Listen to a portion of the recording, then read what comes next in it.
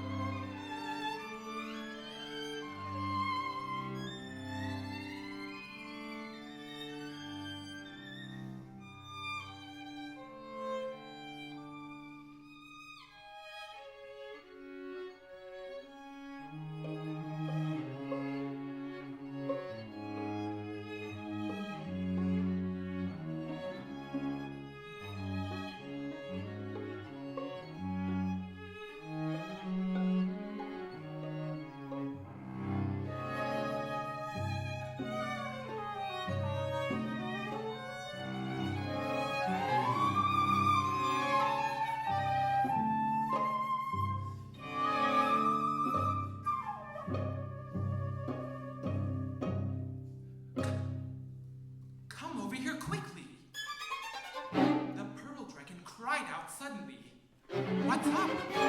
Asked the other three, looking down in the direction where the pearl dragon pointed.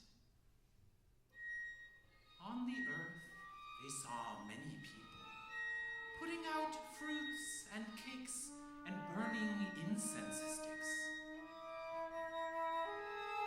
They were praying.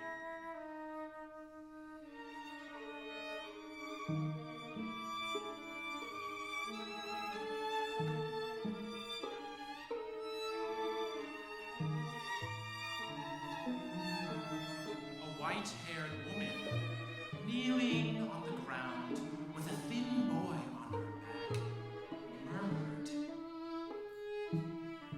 "Please send rain quickly, God of heaven, to give our children rice to eat." For there had been no rain for a long time. The crops withered, the grass turned yellow, and fields cracked under the scorching sun. "How poor the people are," said the yellow dragon, "and they will die if it doesn't rain soon." The long dragon nodded, and then he suggested, "Let's go and beg the Jade Emperor for rain." So saying, he leapt into the clouds. The others followed closely.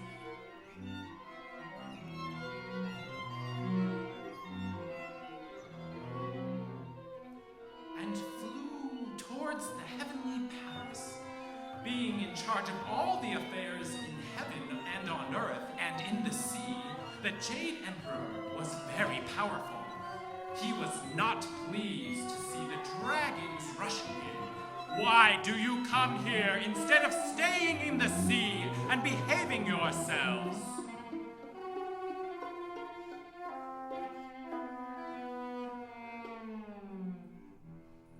The long dragon stepped forward and said, "The crops on earth are withering and dying, Your Majesty. I beg you to send rain down quickly." "All right, you go back first. I'll send some rain down tomorrow." The Jade Emperor pretended to agree while listening to the songs of the fairies.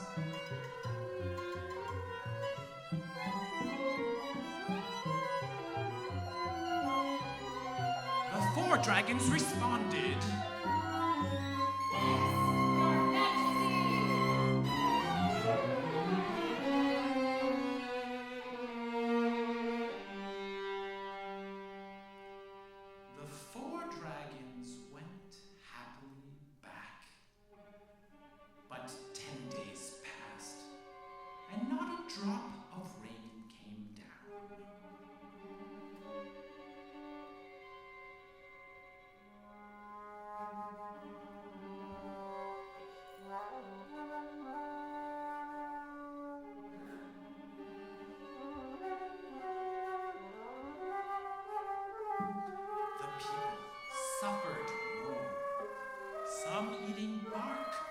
some grassroots, some forced to eat white clay when they ran out of bark and grass roots.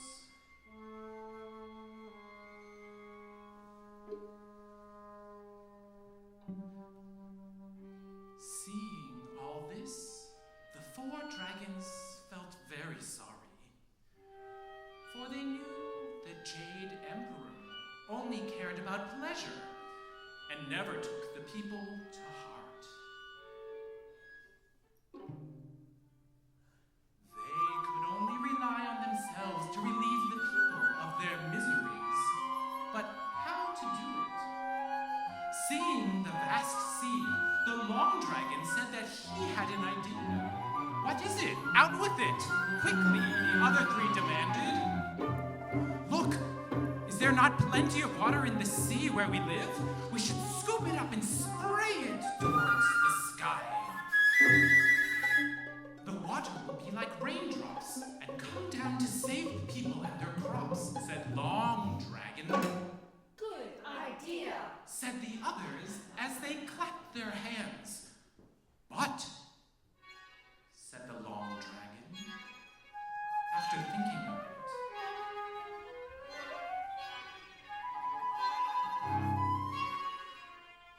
"we will be blamed if the Jade Emperor learns of this.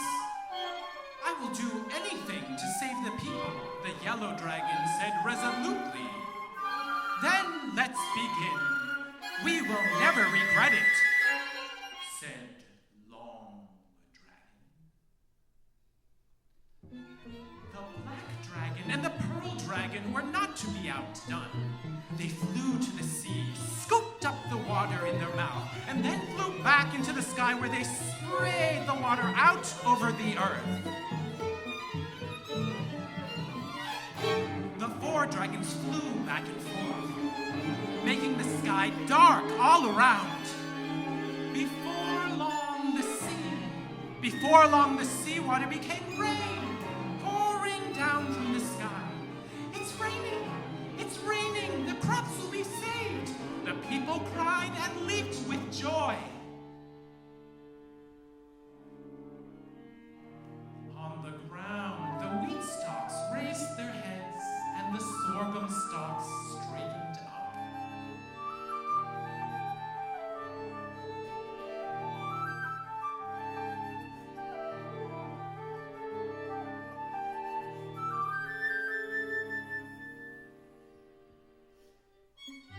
The god of the sea discovered these events and reported to the Jade Emperor.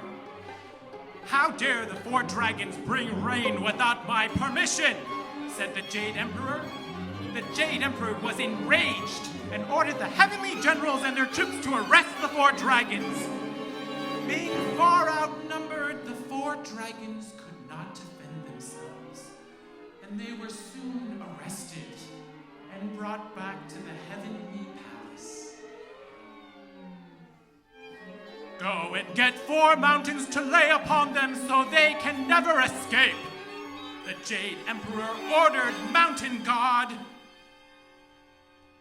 The Mountain God used his magic power to make 4 mountains fly there, whistling in the wind from afar, and pressed them down upon the 4 dragons. Imprisoned as they were, they never regretted their actions.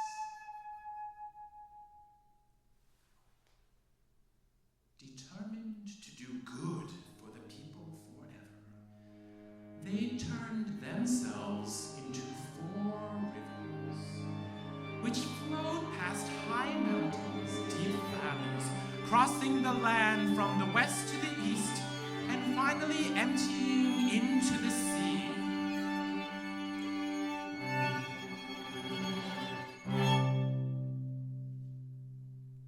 And so, China's 4 great rivers were formed. The Heilongjiang Black Dragon in the far